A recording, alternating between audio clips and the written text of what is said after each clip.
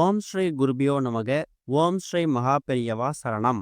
வரும் பிப்ரவரி 15ஆம் தேதி ஞாயிற்றுக்கிழமை மகா சிவராத்திரி. இப்ப நாம சொல்லக்கூடிய இந்த 3 இலைகளை நீங்க தீபம் ஏற்றும் போது, அந்த தீபம் ஏற்றக்கூடிய எண்ணெயில போடும்போது கண்டிப்பா உங்க வாழ்க்கையில விபரீத ராஜயோகம் ஏற்படும். எல்லா விதமான நன்மைகளும் தேடி வரும். அது என்னென்ன இலைகள், அது எப்படி பயன்படுத்தணும்னு பார்க்கறதுக்கு முன்னாடி நம்மளோட வீடியோஸை இப்பதான் நீங்க ஃபர்ஸ்ட் டைம் பார்க்குறீங்கன்னா மறக்காம சப்ஸ்கிரைப் பண்ணிக்கோங்க. தொடர்ந்து இது மாதிரி அப்டேட் தெரிஞ்சுக்கிறதுக்கு பக்கத்துல நோட்டிஃபிகேஷன் பெல்லை கிளிக் பண்ணி ஆல் அப்படிங்கிற செலக்ட் பண்ணிக்கோங்க. இப்ப என்னென்ன இலைகளை விளக்கேற்றோட எண்ணெயில போடணும் அப்படிங்கிற பத்தி தெளிவா தெரிஞ்சுக்கலாம். மகா சிவராத்திரி அப்படிங்கிறது ஒரு வருஷமும் மாசி மாதத்துல வரக்கூடிய தேய்பிறை சதுர்த்தசி திதி தான். இந்த வருஷம் அப்படிப்பட்ட தேய்பிறை சதுர்த்தசி திதி நமக்கு பிப்ரவரி 15ஆம் தேதி வந்திருக்கு. பிப்ரவரி 15ஆம் தேதி மாலை 5:51 ஆரம்பிக்கக்கூடிய தேய்பிறை சதுர்த்தசி மறுநாள் திங்கட்கிழமை மாலை 6:26 வரைக்கும் இருக்கு. மகா சிவராத்திரி அப்படின்னாலே அது இரவு நேரத்துல வழிபடக்கூடிய நேரம். ஒவ்வொரு சிவன் கோவில்கள்லையும் 4 கால பூஜைகள் வெகு விமர்சையா நடக்கும். ஒரு கால பூஜையும் 3 மணி நேரங்கள் நடக்குமா. அதுல 3ஆம் கால பூஜை நிஷித்த கால பூஜை ரொம்ப முக்கியம். இந்த நிஷித்த கால பூஜையில தான் பார்வதி தேவி சிவபெருமானை வணங்கி அவங்க வேண்டிய வரங்களை வாங்கியிருக்காங்க. அந்த நேரத்துல நாமும் சிவபெருமானை வணங்கும் போது நமக்கு வாழ்க்கையில இதுவரைக்கும் கிடைக்காத எந்த ஒரு விஷயமா இருந்தாலும் அது தானாக கிடைக்கும். மாதம் மாதம் வரக்கூடிய பிரதோஷத்துக்கு, அதுவும் 2 பிரதோஷங்களுக்கும் நம்ம முக்கியத்துவம் கொடுப்போம். எல்லா மாதமும் நமக்கு சிவராத்திரி வரும். ஆனா எல்லா மாதமும் வரக்கூடிய சிவராத்திரிய நம்ம கணக்கிலேயே எடுத்துக்க மாட்டோம். மாசி மாதத்துல வரக்கூடிய சிவராத்திரி தான் விசேஷமானது. இதுவரைக்கும் வாழ்க்கையில எந்த ஒரு காரியத்தை எடுத்தாலும் அதுல தடைகள் அதிகமாக இருக்கு. வீட்டுல சுபகாரிய தடைகள் இருக்கு. எதை தொட்டாலும் தோல்வி, வேண்டக்கூடிய விஷயங்கள் கிடைக்க மாட்டது அப்படிங்கிறவங்களுக்கு அற்புதமான வரப்பிரசாதம் இந்த வருடம் வந்திருக்கக்கூடிய மகா சிவராத்திரி. இந்த வருஷம் மகா சிவராத்திரிக்கு முந்தையதாக இருக்கக்கூடிய நாளும் அடுத்ததாக இருக்கக்கூடிய நாளுமே சிவன் வழிபாட்டுக்கு உகந்ததாக இருக்கிறது.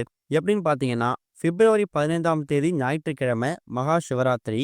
அதுக்கு முந்தையதாக இருக்கக்கூடிய சனிக்கிழமை இருக்குல்ல, அன்னைக்கு சனி மகா பிரதோஷம். அதுக்கு அடுத்ததா, அதாவது ஞாயிற்றுக்கிழமை சிவராத்திரிக்கு மறுநாள் திங்கட்கிழமை சோமவாரம்.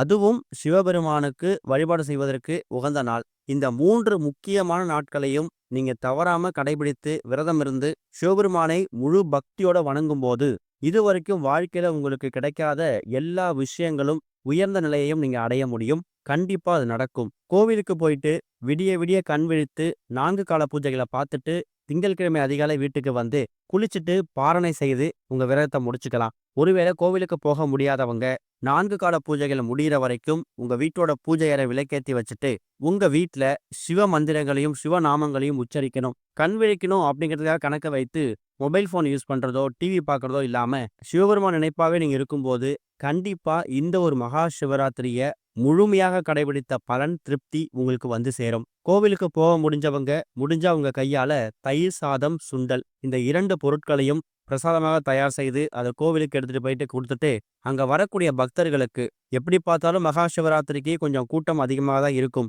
அதிக நபர்களுக்கு கொடுக்க முடியல அப்படின்னாலும் குறைந்தது ஒரு 5 நபர்களுக்காவது உங்க கையால கொடுங்க. இது எக்கச்சக்கமான புண்ணிய பலன்களை உங்களுக்கு ஏற்படுத்தி கொடுக்கும். இப்படிப்பட்ட பல மகத்துவம் வாய்ந்த ஒரு அற்புதமான இரவாக இருக்கக்கூடிய இந்த மகா சிவராத்திரியில நாம தீபம் ஏற்றி வழிபாடு செய்வோம். அப்படி ஏற்றக்கூடிய தீபத்துல இப்ப நாம சொல்லக்கூடிய இந்த 3 முக்கியமான இலைகளை அந்த விளக்கேற்றோட எண்ணெயில நீங்க போடணும். உதாரணத்துக்கு, எப்படி பார்த்தாலும் ஞாயிற்றுக்கிழமை மாலை 4:30 மணிலிருந்து 6 மணி வரைக்கும் ராகு காலம் இருக்கு. ராகு காலம் முடிஞ்சு ஒரு 6:30 மணிக்கு மேல இந்த வழிபாட்டை செய்யலாம். மகா சிவராத்திரிக்கான அந்த திதி ஆரம்பிச்சதுக்கு பிறகு, சதுர்த்தசி திதி ஆரம்பிச்சதுக்கு பிறகு 6:30 மணிக்கு மேல சிவபெருமானுக்கான பூஜைகளை நீங்க வீட்டுல ஆரம்பிச்சிடலாம். எப்பொழுதும் ஏற்றக்கூடிய காமாட்சி அம்மன் விளக்கு, குத்து விளக்கு இதெல்லாம் நீங்க எப்பவும் போல ஏத்திக்கோங்க. பிரத்யேகமா 3 அகல் விளக்கு. கண்டிப்பா எல்லார் வீடுகள்லையும் அகல் விளக்கு அப்படிங்கிறது இருக்கக்கூடிய ஒரு பொருள் தான். அப்படி இருக்கக்கூடிய 3 அகல் விளக்கை எடுத்து தயார் செய்து அந்த 3த்துலயுமே இப்ப நாம சொல்லக்கூடிய ஒரு இலைகளை போட்டு ஒரு தீபத்தை ஏற்றி வைக்கணும். இந்த ஒரு இலைக்கும் ஒரு மருத்துவ குணங்களும் மகத்துவ குணங்களும் இருக்குது. அதுல முதல் முக்கியமான இலை எல்லோருக்கும் ரொம்ப தெரிந்தது, சிவபெருமானுக்கு உகந்தது. அதுதான் வில்வ இலை. வில்வ இலை அப்படிங்கிறது சாதாரணமாக சிவாலயத்துக்கு போகும்போது நமக்கு தினமும் கிடைக்கும். நிறைய பேருக்கு அதிர்ஷ்டவசமா அவங்க வீடு பக்கத்துல இருக்கிற இடங்கள்ல வில்வ இலை ரொம்ப சர்வசாதாரணமாக கிடைக்கும். அப்படிப்பட்டவங்க ஒரே ஒரு இலை எடுத்துட்டு வந்து தயார் செஞ்சு வச்சுக்கோங்க. அடுத்ததா ஒரே ஒரு இலை செம்பருத்தி இலை. செம்பருத்தி இலை அப்படிங்கிறது தோஷ நிவர்த்திக்காக பயன்படுத்தக்கூடிய ஒரு பொருள். முக்கியமாக செவ்வாய் தோஷம் இருக்கக்கூடியவங்களும் காரியத்தடை அதிகமாக இருக்கக்கூடியவங்களும் இந்த செம்பருத்தி இலையை பயன்படுத்தும் போது முருகப்பெருமானோட அருளும் நமக்கு மகா சிவராத்திரி அன்னைக்கு சேர்ந்து கிடைக்கும். அடுத்ததா ஒரே ஒரு இலை துளசி இலை. துளசி வாசத்துக்கு மகாலட்சுமி வாசம் அதிகமாக இருக்குமாம். மகாவிஷ்ணுவுக்கும் மகாலட்சுமி தாயாருக்கும் ரொம்ப உகந்த இலை இந்த துளசி இலை. ஞாயிற்றுக்கிழமையில நமக்கு இந்த வருஷம் மகா சிவராத்திரி வந்திருக்கு. அதனாலதான் மகாவிஷ்ணுவுக்கும் மகாலட்சுமி தாயாருக்கும் உகந்த துளசி இலைய பயன்படுத்துறீங்க. வீட்டோட பூஜை அறையில எப்பொழுது போல தீபத்தெல்லாம் ஏத்தி வச்சுட்டு 3 மண் அகல்விளக்குல திரி போட்டு எண்ணெய் ஊற்றி நீங்க தீபத்தை ஏத்திடணும். அப்படி தீபம் எரியுதுல, அந்த எரியக்கூடிய அந்த அகல்விளக்கோட குழி பகுதியில 3 விளக்கு எடுத்துக்கோங்க. அந்த 3 அகல்விளக்குலையும் தனித்தனியா ஒரு அகல்விளக்குல செம்பருத்தி இலையையும், ஒரு அகல்விளக்குல வில்வ இலையையும், ஒரு அகல்விளக்குல துளசி இலையையும் போடணும். இப்படி போட்டு தீபத்தை ஏத்தி வச்சுட்டு முதல்ல முழுமுதற் கடவுளாக இருக்கக்கூடிய விநாயகரை பிரார்த்தனை பண்ணுங்க. அடுத்ததா மகா சிவராத்திரிக்கு உரிய தெய்வமாக இருக்கக்கூடிய சிவபெருமானை பிரார்த்தனை பண்ணுங்க. அந்த வில்வ இலையை போட்டு தீபம் ஏற்றும் போது தெரிந்தோ தெரியாமலோ நமக்கு வாழ்க்கையில இருக்கக்கூடிய எல்லா விதமான தோஷங்களும் விலகி ஓடணும். காரணம் என்னன்னா, பிரதோஷ வேளையில நம்ம சிவபெருமானுக்கு வில்வ இலைகளால அர்ச்சனை பண்ணும்போது எக்கச்சக்கமான தோஷங்கள் விலகி ஓடும். அதுதான் வில்வ இலைக்கு இருக்கக்கூடிய பெரிய மகிமை. அப்பேற்பட்ட வில்வ இலைய 3 அகல்விளக்குல ஏதாவது ஒரு அகல்விளக்குல அந்த எண்ணெயில போட்டு தீபத்தை ஏற்றும் போது அந்த எண்ணெயோடு கரைந்து அந்த வில்வ இலையும் அந்த வாசம் வீடு முழுக்க பரவும். அது மூலயமா வீட்டுக்குள்ள சிவ கடாட்சம் பெருகும். சிவ கடாட்சம் பெருகினாலே எந்த விதமான பிரச்சனையும் எந்த விதமான கெடுதலும் உங்க பக்கம் நெருங்கவே நெருங்காது. அடுத்ததா செம்பருத்தி இலை. முன்னாடியே சொல்லியிருந்தோம், செம்பருத்தி இலை அப்படிங்கிறது தோஷ நிவர்த்திக்காகவும் காரியத்தடை நீக்கியாகவும் இருக்கக்கூடிய ஒரு பொருள். இந்த செம்பருத்தி இலையோட வாசம் அந்த தீபத்தோட எண்ணெயோட கலந்து உங்க வீடு முழுக்க பரவும் போது செவ்வாய் பகவானோட ஆதிக்கமும் முருகப்பெருமானோட கடாட்சமும் உங்க குடும்பத்துக்கு சேர்ந்து கிடைக்கும்.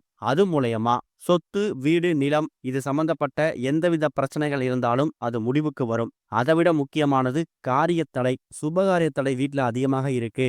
எந்த காரியத்தை தொட்டாலும் அது நீண்டுகிட்டே போகுது, முடிவு பெற மாட்டேங்குது அப்படிங்கிறவங்க தாராளமா இந்த செம்பருத்தி இலைய தீபத்துல போட்டு ஏத்தலாம். அந்த வாசம் பரவும் போது அதுக்கான தீர்வு கிடைக்கும். வீட்டுல பொருளாதார பிரச்சனை இருக்கு, காசு தங்கவே மாட்டேங்குது, வீண் விரயம் வீண் செலவு ஏற்படுது அப்படிங்கிறவங்க துளசி இலையில போட்டு தீபம் ஏற்றும் போது அந்த துளசி இலையோட வாசம் உங்க வீடு முழுக்க பரவும். அது மூலயமா மகாவிஷ்ணு மகாலட்சுமி தாயார் இவங்க 2 பேரோட அனுகிரகமும் உங்களுக்கு சேர்ந்து கிடைக்கும். இந்த 3 விளக்குகளும் குறைந்தது அரை மணி நேரத்துல இருந்து 1 மணி நேரம் உங்க வீட்டோட பூஜை அறை எரிஞ்சாலே போதும். ஒருவேளை 3 தீபங்களையும் தனித்தனியாக ஏற்றுறதுக்கு விருப்பம் இல்ல அகல்விளக்கு இல்ல அப்படிங்கிறவங்க ஒரே ஒரு அகல்விளக்கு எடுத்து அதுல திரி போட்டு எண்ணெய் ஊற்றி அப்படி ஏற்றக்கூடிய தீபத்துல எண்ணெய் பகுதியில இந்த 3 இலைகளையும் ஒன்றாக சேர்த்து ஒரே விளக்குல கூட சேர்த்துக்கலாம். தனித்தனியாக ஏற்றுறது விசேஷம். தீபம் எரிந்து முடிந்ததுக்கு பிறகு அன்றைக்கு இரவோ இல்ல மறுநாள் திங்கட்கிழமையோ அந்த அகவிளக்கை மட்டும் எடுத்து அப்புறப்படுத்திட்டு, ஒருவேளை அந்த அகவிளக்கோட குழி பகுதியில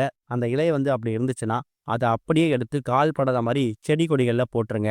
ஒரே நேரத்துல எக்கச்சக்கமான கடவுளோட அனுகிரகத்தையும் அவங்க கடாட்சத்தையும் உங்க வீட்டுக்குள்ள கொண்டு வந்து சேர்ப்பதற்கான அற்புதமான வழிபாட்டு முறைதான் இந்த 3 இலைகளை விளக்கேற்றக்கூடிய எண்ணெயில போட்டு ஏற்றக்கூடிய தீபம். நம்பிக்கையோட பண்ணுங்க, நல்லதே நடக்கும். ஓம் ஸ்ரீ குருபியோ நமக. ஓம் ஸ்ரீ மகா பெரியவா சரணம்.